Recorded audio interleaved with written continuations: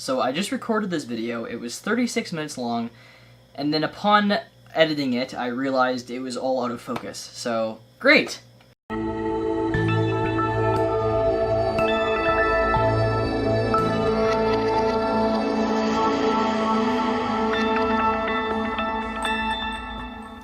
Hey everyone, Mr. DVB here. In today's video, I'm going to be ranking all 11 Christopher Nolan films from worst to best, including his newest movie, Tenet. After months and months of anticipation and months of delays and being worried about there being more delays, the film is finally out in Canada. I saw the movie in IMAX at 5 p.m., seeing it again tomorrow. Very excited for that because it is a very visually thrilling movie. So yeah, like I said, I'm going to be ranking all 11 Nolan films. I guess the best way to put it is least favorite to favorite, considering worst to best kind of signifies that I don't like some of his movies, and I don't feel that way. I think he's a great director, never made a bad film in my opinion. But yeah, Christopher Nolan, favorite director of all time, a perfectionist in my opinion, and love so many of his films. So let's dive right into this.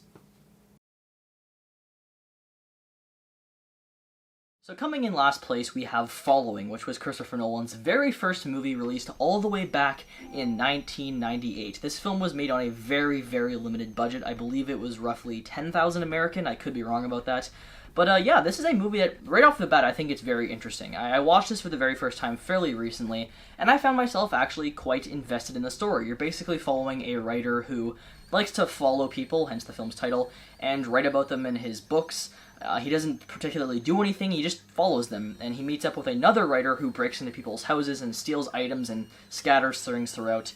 And it's just very interesting seeing how this story unfolds. It's actually the very first Nolan film to include that whole non-linear narrative structure. There are certain sequences in this movie that may happen earlier on in the film that chronologically actually happen towards the end. And I find that's just such a smart thing to do in these films because it allows the audience to always be drawn into what's happening in the movie, where normally in films, the first little bit of the film might be kind of slow. By throwing in these big tense sequences that might happen later on, it gets the audience wondering about what's going to happen. I think it's a very smart device that Nolan likes to use in his movies. It's not used as much here as it is in something like Memento, but it's still interesting seeing it.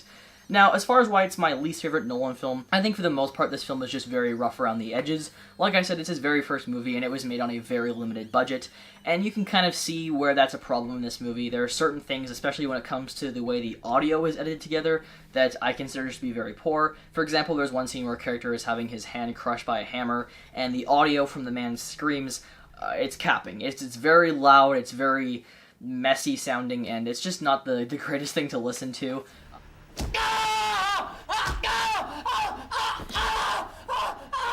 But, you know, other than that, the shots aren't the best, and it's just definitely his weakest film from a technical standpoint, but still a very interesting film and one that I actually found myself quite invested in. Coming in 10th place, we have Insomnia, which was Nolan's third film, released all the way back in 2002. This was actually the last film Nolan directed that was rated R, and I find this is honestly Nolan's most forgettable movie. Not that it's bad or anything like that, but I just find when it comes to discussion around Nolan, you rarely see Insomnia brought up, and I think for the most part, it's just because it doesn't feel like a Nolan film. It doesn't have any particular aspect that feels like something he did. You know, whether you're looking at films like Memento or Batman Begins, it's, you know, a lot of time the way he tells the story from a structure standpoint that makes it feel like a Nolan film, or his films like Inception, Interstellar, or Tenet, which all have these very interesting and confusing plot devices.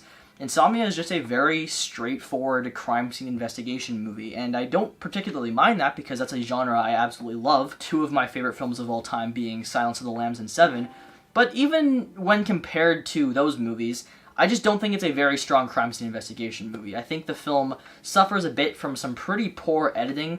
If it wasn't for the really good writing and the great performances from Al Pacino and Robin Williams, I think this film would actually falter quite a bit because it does have quite a bit of problems, like I said, from an editing standpoint. It's pretty messy at times, but overall, still a good movie. I think that Al Pacino's excellent in the movie. I really like the way that they have the dynamic between him and Robin Williams. I like that Al Pacino's not this perfect protagonist. He's got his own issues that he's dealing with, you know, including the murder of his colleague, which was accidental, but I like the way they incorporated that into the movie and how, you know, he can't fall asleep because of Alaska and the fact that it's 6 months of daylight. I do feel like they could have dived a bit more into the insomnia aspect. It does feel like something that could have been done very interestingly from a Nolan standpoint, and there's just a few scenes of him being angry, I guess. But overall, very good movie and one that I recommend watching. In ninth place, we have The Prestige. Now, this is probably going to be a choice that a lot of people are going to disagree with. I see this film sometimes rank slightly lower on lists, and then other times I see it very, very high, as high as number 1. I think The Prestige is a very interesting movie. I've seen it 3 times now. The first time I watched it, I wasn't entirely sold on it, and then I loved it on rewatch. And then the third time I liked it a little bit less than I did the second time, but I still think it's a very good movie. I'll start off with what I love about this film. I really, really like the dynamic between the characters. I like having these rival magicians who are trying to discover each other's secrets, as well as sabotage each other's work. I think that is just a very enjoyable aspect, sequences where you have Christian Bale trying to do this bullet catch on stage, and then, Hugh Jackman shoots his friggin' finger off, or the scene where Christian Bale crushes the bird cage and it breaks the lady's finger and kills the bird. Like, sequences like that, I just really like watching these two characters trying to just get at each other. And I also really like the way the movie's told. I think the dual narrative, where it's both coming from these characters' journals, which happen to both include lies, I think is very interesting because you're basically watching a movie that, in many ways, could be containing false information. That's kind of an interesting aspect, trying to piece together what's actually true. Where the movie, for me, honestly doesn't work a whole bunch is when it includes the whole cloning device. That is not exactly my favorite thing in this film. And I've heard theories that the whole Tesla machine didn't actually work and that Angier was using a double. I like that theory. I don't entirely buy it just because of certain things in the movie. But again, this is a film that I actually think out of all of Nolan's films, while it's not super confusing while watching it, I actually think it's his most ambiguous. I think it's definitely the film that kind of leaves you not entirely sure of what happened. It's not a film that I find when I watch it more and more times, I realize certain things about the story more. I think it's meant to be a very ambiguous movie, and I both like that about it, but also kind of don't love that, considering I'm just not a fan of the whole cloning aspect. That's just me. I can still see why people would really like that part of this movie. I just found it to be a little bit weird, and it didn't entirely fit with the rest of the film, in my opinion. But really like the performances. Think it's still a great movie from start to finish, and yeah. In 8th place, we have another controversial pick, I'm sure, and that is Memento. This was really the film that, I guess, kind of introduced us to Nolan as a whole. Dark Knight's definitely his movie that blew up the most, but I think that Memento is that very first movie of his where people started to notice this is an interesting guy. He can do things that no other director has done before when it comes to the structure of his movies. Memento is a film that I think is incredibly well written. I think it features some of Nolan's best writing in his entire filmography. I think the way it's pieced together is super interesting because this isn't a movie that's told, backwards. It's a film that's told basically, you'll have one scene that, something with the characters going on, and then a flashback, and then the next scene takes place before that previous scene, explaining how the character got to that standpoint. But what works so well about this movie is all those sequences actually make sense. It's not a movie where you're watching it and you're like, oh, this just makes no sense. Because I actually think it's a film that really works in that sense. You're understanding things that the movie's going along, you're starting to piece together what's going on, and everything starts to unfold, and you have a very good grasp of what's going on in the story. And I think the movie includes some very, very great twists. I love, basically the idea that this is a character who's just going around and repeating the exact same action constantly, killing any John G he really comes across. He makes that person the person that killed his wife, even though in reality it was him. So I think it's a very interesting story. I love the way it's told. Very intriguing from start to finish. I don't think there's any weak aspects about it, in my opinion, honestly. I mean, nothing about it really is weak, in my opinion. I think it's a great film from start to finish. It's just that I think a lot of his movies since are very epic in scale and just include very interesting things. So that's the only reason Memento is a little bit lower on my list. There's going to be so many people that are going to be annoyed about the fact that Dark Knight Rises isn't near the bottom, because I see that movie near the bottom so much. But yeah, Memento, very, very excellent film. Coming in at 7th place, we have Dunkirk. Now, originally, I actually had Dunkirk quite a bit lower on this ranking. I had it at 9th place, but after rewatching the movie last week with my friends, I realized once again how much I love this movie. I think this is totally an experience film. It's not necessarily a regular movie because, again, it's not a film that's focused on its characters. It's just focused on telling you this event that occurred, and it's put together so well. I think from a technical standpoint, this actually might be Nolan's most impressive film, in my opinion. I just think, it's so beautifully shot. All of these shots of the planes gliding with real IMAX cameras mounted on them. It's incredible to watch. It's a visual feast. I really like the way the movie's told, how you have these 3 separate storylines, which are all different lengths of time. For example, the mole storyline, which is set on the beaches for the most part, is a week long. The plane storyline is an hour, and the boats is a day. It's very interesting seeing how that works, because you're just getting certain sequences repeating, but from different angles. And I just think from a technical standpoint, it's a masterpiece. The sound is so good in this movie, so loud. I remember in theaters seeing this movie in IMAX, people were covering their ears when the planes were flying over because it's just that loud. So it's a very well put together movie. I think the editing and everything about it is just excellent. Such a good film.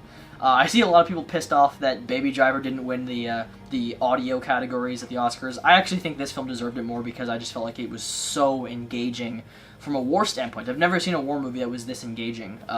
That being said, Saving Private Ryan is still my favorite war film, but very engaging movies. The most common complaint is the characters, and I can understand that. I can understand why people would want more from their characters, but for me personally, I actually kind of like that about this movie. I feel like the film could have been weaker if Nolan tried to, write in the stereotypical, oh yeah, I want to get home to my kids or my wife storyline that you see in so many war films, that it just gets kind of repetitive and a little bit cliche. So here, just, giving us a film that's just straight up about this event and not really focus on the characters, I think it's a really interesting and unique way to handle a war movie. And I don't even think the characters in this movie are particularly bad. None of them are memorable. I don't actually really remember any of their names off the top of my head, but I still found myself somewhat caring for their storylines. For example, when the captain, or whatever his rank was, decides to stay behind at the end, played by Kenneth Branagh, I thought that was a slightly emotional moment. Not tears rolling down my eye kind of thing, but, it was just like, okay, it's an interesting decision because that is something that happens a lot, where the general or whatever stays behind to wait for more men. For another example, you have Tom Hardy's character who basically saves everybody, but then he gets kidnapped and becomes a prisoner of war. I like those sequences. I just think it's a very realistic depiction of war in a sense, because the characters don't feel like they're heroes. They're basically you have Harry Styles, who feels disappointed that they really didn't do much. There's that great scene where he says all we did was survive, and then the man handing out the newspapers, or the towels I think actually, says that's good enough. I like that about this movie. I like that it showed real consequences of war in that sense. Again, from the emotional standpoint, the boy gets to be in the newspaper. So all these things, I just think it works very well. And I also think it has a brilliant soundtrack. Very good movie from start to finish. As you can tell, we're starting to get into the Nolan films that I really love, as I am spending a lot more time talking about these films. But yeah, let's get on to my next spot. Coming in 6th place, we have Batman Begins, the very first film in Christopher Nolan's magnificent masterpiece of a comic book trilogy, and not just of a comic book trilogy, but of a trilogy in general. The Dark Knight films are excellent in my opinion, and Batman Begins, I think, is the best comic book origin movie in existence. I think it does such a great job at introducing the character of Bruce Wayne and Batman and into the world of Gotham and that whole comic universe. I just think it's such a brilliant film. Again, he uses his non-linear narrative structure in this movie, and I think it works so well here, because for that first half, you're cutting between Bruce training with Ra's al Ghul, which I think is an excellent sequence, and him, back in Gotham. So you're just getting all these different perspectives, and I think it works very, very well. It's very interesting to watch. I think the movie's, got great characters through and through. I think the Dark Knight trilogy, for me, is probably his best films for characters. I think they're all very investing. One of the things that I love about this comic book trilogy, compared to a lot of other superhero movies, is that the main character and the villains aren't the only compelling characters. All the side characters feel like they have a purpose and they are there for a reason. Characters like Alfred and Gordon grow over the course of the trilogy. They don't just stay there and, they're not just there for comedic relief. That's one of my problems I have with, the new Spider-Man films, is characters like Aunt May or Ned honestly just feel like they're there for comedic relief. Here, all of the side characters feel like they are there for a reason. They have growth over the trilogy. You begin to care for them, especially Alfred, who is a character that I just love in this trilogy so much. I think Michael Caine was without a doubt the best Alfred we've ever had, and that will never change. I think Christian Bale is an incredible Batman. He's my personal favorite. I know there's a lot of jokes about his voice, but in Batman Begins, I actually really like the way he sounds. My only real issue with this movie is the action sequences, and I don't think they're particularly bad. I just think that the way the hand-to-hand combat sequences are performed, or I guess choreographed, is not the best. They're kind of choppy, the very shaky cam, a lot of quick cuts, and it just doesn't look the best. It's actually not that good, honestly. But the fact that you can have a comic book trilogy, right, like a film that's basically focused on a superhero for the most part, and have that action aspect be kind of weak, yet still remain the greatest comic book films of all time is pretty amazing. It just tells you how great everything else in this trilogy is, and it's very true. Everything in this trilogy is just excellent. That being said, I do think all of the chase sequences in his movies, in the Dark Knight films, are excellent. The Tumblr chase in this one is fantastic. When there's all the cops going after him, I think it's great. As far as the villains go, Ra's al Ghul is a very strong villain in my opinion, played by Liam Neeson. I really like his whole reasoning behind everything. I think that the actual plot of this film is quite original. How he's teamed up with Scarecrow, how Scarecrow has put the fear toxins, I guess you could say, in the water supply for Gotham. So once it becomes a airborne version of it, I guess, once it becomes steam, people will inhale it and Gotham will just be driven mad. That being said, it's kind of a plot hole because if people have showers or anything like that, there is steam from that. So I feel like the side effects of his toxins would come out before the film's ending, but still not a big deal. I think it's an excellent movie and I love it. Coming in at 5th place and finally sneaking its way onto our list is Christopher Nolan's newest movie, Tenet. So like I said, I saw this movie, well, at the time of this recording, yesterday. I'm hopefully seeing it again today with my friends a second time. But man, I mean, what a movie. There is a lot to process after seeing this film, so it's probably not even the smartest idea for me to actually be doing a ranking right now. That being said, after seeing it, despite being confused by the third act, I have a pretty good idea of how I feel about the movie overall, just from an enjoyment standpoint. And I think this was a really fun film. This is honestly the most, I guess you could say, like, action-y Nolan film, and I definitely think it handled that aspect better than any other film he's done before. The whole point of this movie is it's trying to be a spy espionage-type thriller that is also a Nolan film, so it has the whole inclusion of inversion in it. And yeah, like I said, it was just a joy to watch from start to finish. Now, I do think the movie does have some problems. I think that sometimes the pacing was a little bit too fast. I'm not talking Rise of Skywalker levels of fast pacing, but, for the first third, I found that it was kind of cutting between areas very, very fast. But the rest of the movie after that, the pacing definitely took a backseat, and things were able to play out in a more, better paced fashion, I guess is the best way of putting it. But yeah, I mean, a lot of fun. I enjoyed the characters a lot, especially John David Washington. Elizabeth Debicki honestly stole the show for me. I really liked Robert Pattinson, very excited to see him as the Batman. And yeah, all the characters, really liked them here. Kenneth Branagh was a very threatening villain. The story, well, it was pretty simple, a save the world type story. I just really liked the inclusion of inversion. I think it's definitely Nolan's most confusing film. There's just a lot to think about, especially when you hit that third act. But it is very cool watching it all unfold, because these are just some of the most visually thrilling action sequences. So yeah, really awesome movie from start to finish. Enjoyed it a lot. I'm not going to dive into any spoilers because I don't want to do that. The movie just came out. And, I mean, while there's obviously a lot to talk about twist-wise, I think I'm safe to just keep it out of this video and just tell you guys right now, the movie's awesome. If you can see it, if it's safe to do so, go check it out, because it's a really damn cool film, especially in IMAX. It was really friggin' loud. There were some complaints I've heard from people about it being too loud over the dialogue. Didn't find that to be a huge issue myself. There was maybe about 2 scenes where it was a little bit hard to hear, but yeah, really awesome experience, and all around a very, very fun, enjoyable film. Again, I gotta also give him props very quickly for the amount of practical stuff he does in this movie. I mean, the fact that he did a lot of these set pieces in real life, it's just insane. So yeah, Tenet, great movie. On to 4th place. Okay, probably very controversial, but we have The Dark Knight Rises. Now, this tends to be very, very low on the vast majority of Nolan rankings, sometimes even last place, which I just find so mind-blowing because I've always been someone who loves The Dark Knight Rises. I hear so many people complain about plot holes and yada yada yada, and while there's certain things in this plot that don't necessarily make the most sense logically, such as all the police officers going into the sewers, I just don't care. Honestly, I really don't care. People complain about Batman, and how his back is broken and how that doesn't make sense. It takes longer than, the amount of time to heal.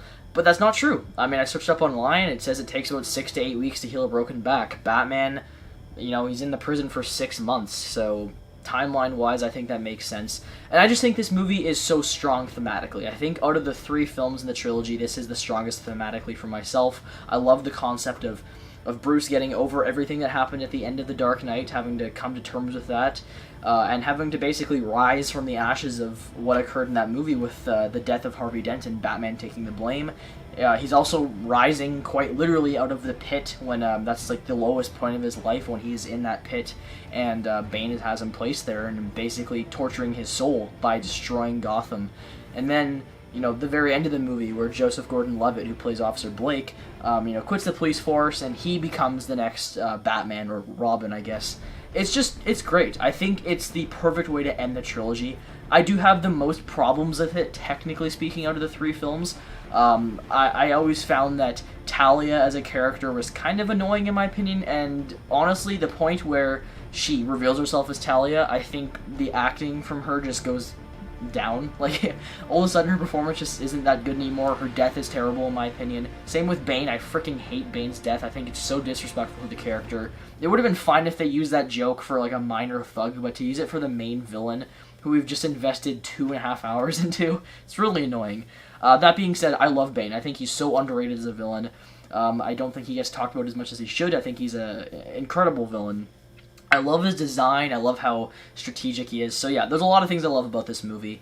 It's very emotional in my opinion, the most emotionally investing out of the 3 films, especially just with that whole ending, the last 20 minutes where Batman sacrifices himself. Alfred is, you know, crying and talking to the gravestones of Martha and Thomas. That part always gets me. When you see Bruce alive at the cafe, and then when Officer Blake, you know, when he's rising up with all the bats swarming him, just like what happened in Batman Begins, I think it's a great, mirroring scene. So overall, an incredible conclusion. And I think Bane, like I said, is a great villain. I think he's very underrated. I love the scene where he explains his plan to destroy Gotham. I love the football stadium scene, the opening scene. So many memorable moments in this movie, and while technically from a plot standpoint I do think it's the weakest, I still think it's just an incredible movie because of how well it handles the themes.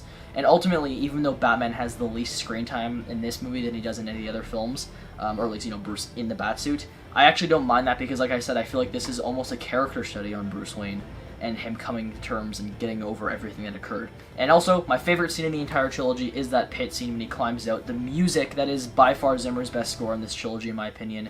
It just reminds me of Batman Begins, him climbing out. Such an amazing scene. Like, I love that part so much. But yeah, overall, I love The Dark Knight Rises. I think it's a very underrated film.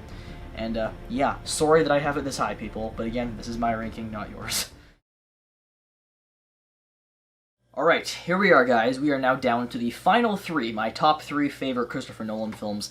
Now, my third and second place can honestly be swapped. So, really, when I say this, guys, don't look at it as if, okay, I like this film more than this film, because that's not how I feel. 2 and 3 are pretty much tied for me. It is very impossible to choose one, but I will just attempt to go for it. My third place is going to be, but also second place, The Dark Knight.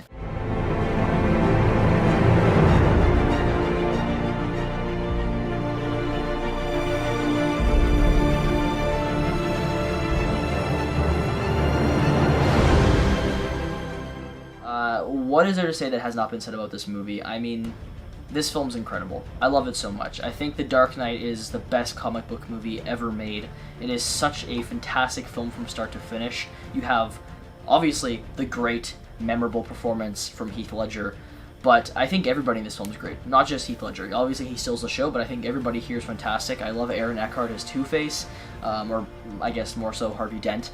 Christian Bale's great in this movie. Michael Caine as Alfred. Everybody. I mean, everybody's just, fantastic in this film. I love everyone so much. But this is just such a great movie. Not just a great comic book film, it's a great crime thriller. It's a great drama movie. Like, it just gets so many aspects right. I think it's just such an investing film. Very well shot. The score by Hans Zimmer is fantastic. It's got some really great scores in there. I love the ending. It's one of my favorite movie endings of all time, if not my favorite, when, Bruce gets on the motor. Well, okay, I guess I like The Dark Knight Rises anymore, but when he gets on the bat cycle and goes off and you have Gordon's monologue, it's very powerful. I think the whole thematic part of this movie is great as well. Like, with Gordon, or not with Gordon, sorry, with Bruce taking the blame for Harvey's death, and Joker wanting to basically sabotage Harvey's reputation. I think all of that's very strong. I just love how it works. I think Joker is without a doubt the best villain in any movie. He is so sinister and so smart. I love it so much. So yeah, it's just an incredible film. I love, I guess my favorite action sequence from it would have to be the, either the bank heist, because the bank heist I don't necessarily consider an action sequence, but it's one of my favorite parts of the film. It's my favorite movie opening of all time, but I love the whole truck chase you have in this movie with the Bat Pod going after Joker's giant truck. What an awesome moment. I mean, this film is just filled with incredible sequences, and yeah, what a phenomenal film. Moving on to number 2/number 3, we have Inception.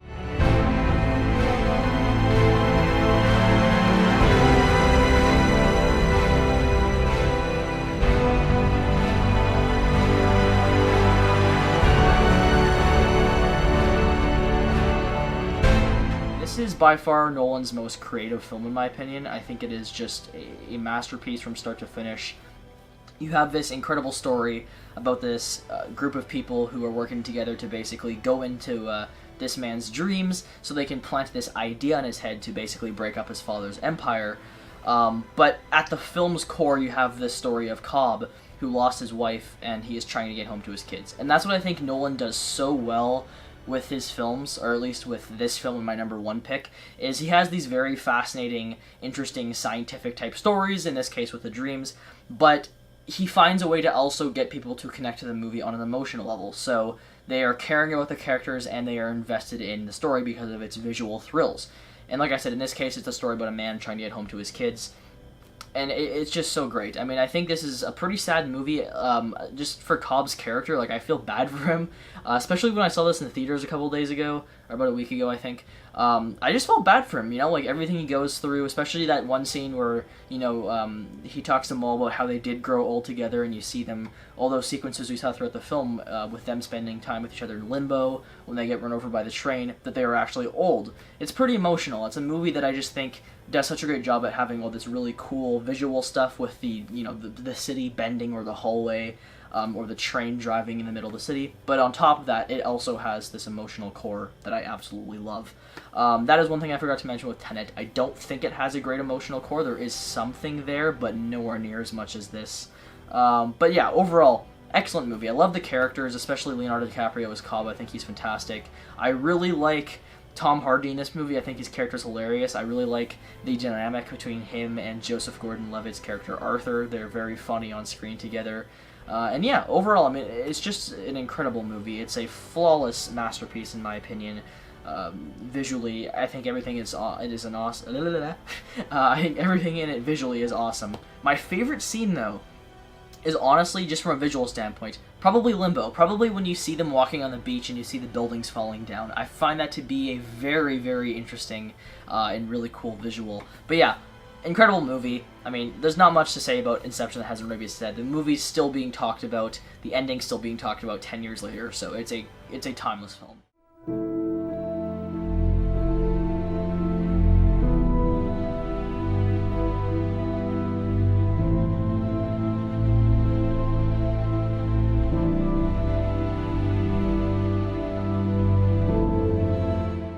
And finally, guys, coming in at number 1, we have Interstellar. I mean, damn, this movie has stuck with me since the very first time I saw it in theaters, all the way back in November 2014. It is one of my favorite movies of all time. It's my favorite Christopher Nolan film, obviously. It's the most emotionally engaging movie ever made for me. I just connect to the story so much on an emotional level, and I guess it's really because I can relate to the characters. Both of my parents are in the military, so they have, left for long periods of time. My dad was gone for 2 years once, with some short visits in between. But this movie came out about 2 months after my mom had left for about half a year, I believe, which was the hardest thing I ever went through.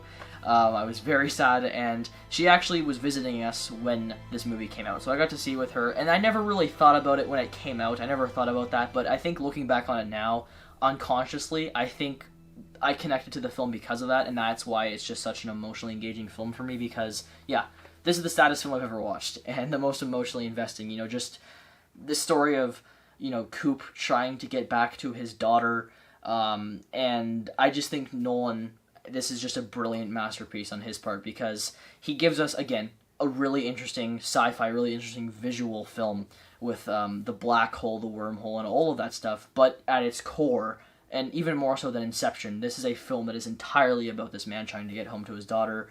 And like I said, I just care so much for it. When people say that Nolan's films have no heart, I mean, what the hell are you talking about, guys? You probably haven't even seen Interstellar then, because this film has so much heart to it. It is such an emotionally driven film. Without a doubt, his most emotionally driven film, in my opinion, because it's all about the connection between father and daughter, or parent and child. And I love it so much. I think Matthew McConaughey plays perhaps my favorite protagonist that Christopher Nolan has created in Coop. I think he's a great character. I think he's got some good humor to him, but he's also just, like I said, a character I can connect to. The side characters in this aren't as strong as maybe the side characters in Inception, in my opinion, but I still really like them. I like Anne Hathaway a lot. I love Tars. Tars is actually probably my favorite side character in this movie, and he's a robot. But yeah, I mean, it's such an amazing movie. And again, I kept on saying, I said Dunkirk was my favorite visually, and then I said Tenet's his most interesting visually, but I actually think Inception is, and then I think this is his best effects-wise. I mean, all of his films, guys, like, all of his films since, like, The Dark Knight, I guess, are just visual treats. They are all incredible looking. This movie, I mean, space, this is the most beautiful film I've seen for space. There are so many shots in this film that I have just fallen in love with over the years. The use of practical effects in this movie, when you have, practical models of these ships in space, it is just so beautiful to look at. It is an incredible movie. And yeah, like I said, I connect to it so much. I just love how it basically, tells us about humans, in the sense, where it's like, a lot of people do tend to make fun of the whole love transcends all dimensions of space and time, but I think in ways it's true. Scientifically, I don't think it's something that's meant to be taken seriously scientifically, but I think in a way in this film, the way they explain it is perfect, because, for example, Matt Damon's character, he's all by himself, so he lies about the data and stuff so people will save him. Like, I just think it explains humans in such a realistic and mature way, and I really love that about it.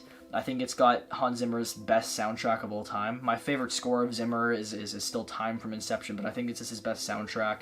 Zimmer's just a god. Like, he's so good at giving us scores that are emotionally investing, and then giving us these really big bombastic ones like No Time for Caution or Dream Collapsing. And yeah, it's incredible in this movie. I mean, it's such a phenomenal score. Very emotionally investing. Like the main theme, the cornfield chase, or the stay theme, you hear it and it's emotional. So yeah, incredible film. One of my favorite movies of all time. Definitely in my top 3 probably. I just love it so much. It's such a masterpiece, and I don't think any Nolan film will top it. I don't think there will ever be a movie that I'll connect to as much as this one. It's the film that for me made me realize how much films mean and how much I can connect to them. I think Chris Stuckman said the film that did that for him, or at least the film that made him realize what movies could do, was Signs. This is that movie for me. So, Christopher Nolan, you're not watching this, but thank you for making this movie. Thank you for making all of your films. You are a genius. I hope to one day get to make films myself. It's my passion. And if it wasn't for your films, I don't think I'd be into movies as much as I am. But yeah, that is my ranking of Nolan's films. Let me know down below what your guys' ranking is. If you can tell, the last few spots on this list I have sounded a lot more tired. That's because I ended up re-recording my top 4. But yeah, there you have it, guys.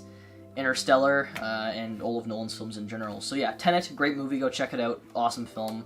If it's safe, it's a very, very much so worth watching movie. I don't know what I'm saying. It's worth watching. Go check it out. Thank you for watching this ranking, and I will see you guys in the next video. Bye.